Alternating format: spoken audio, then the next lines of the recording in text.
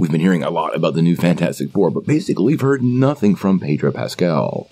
Well, until now. Let's take a couple minutes to talk about what the actor recently said at the SAG Awards about joining Marvel Studios and being a member of Marvel's first family. And the big role for the future of the MCU, because I think we might be looking at the new face of Marvel Studios. Now before we do that though, make sure you hit that like and subscribe button and ring the bell for all the updates. We do daily Marvel and DC videos, and we want to be your place for all the superhero and Fantastic Four news. But we're going to bring it to you truthfully and transparently, so you are in the know. Well, we've been hearing for quite a while that Pedro Pascal was in contention to play Reed Richards, probably a little more than a year. Now, on Valentine's Day, Marvel Studios actually confirmed the casting, along with the rest of the team, and it appears the new Fantastic Four is well underway over at Marvel Studios. Marvel snagging Pedro Pascal will indeed be a pretty big deal. Last night, he actually won the Best Actor in a Drama Series for The Last of Us, and he has been an incredibly high-profile actor since his role in Game of Thrones, and more specifically, as the face of The Mandalorian. At the recent SAG Awards, he did talk a little bit for the very first time about taking up this role at Marvel Studios, and he definitely seems to be reflecting the kind of energy that I know Marvel wants, because he's going to be super important to Marvel moving down the road. Now, at the SAG Awards, he actually said, "I can tell you how excited I am," which is beyond. There isn't anything more exciting than being in a cast like that.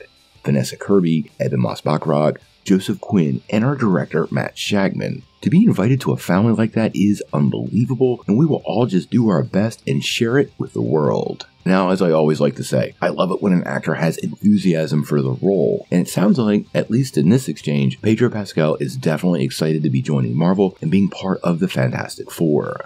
In the early days of Marvel, when we had faces like Robert Downey Jr. and Chris Evans, they really personified the characters, and their names and faces became pretty interchangeable with those characters to this very day. Pedro Pascal being part of the MCU, well, I have to say, I truly believe Marvel is looking to do the same thing with him and some of the other members of these new teams that are forming up. Marvel really needs a new Robert Downey Jr. or Chris Evans to be the face of the current MCU. And although Tom Holland's Spider-Man has done a pretty good job since the end of Phase 3, kind of being the main hero of the universe, honestly juggling with what they have to do with Sony and trying to balance out the expanding MCU, the Fantastic Four, and Pedro Pascal as Reed Richards front and center, that works a lot better.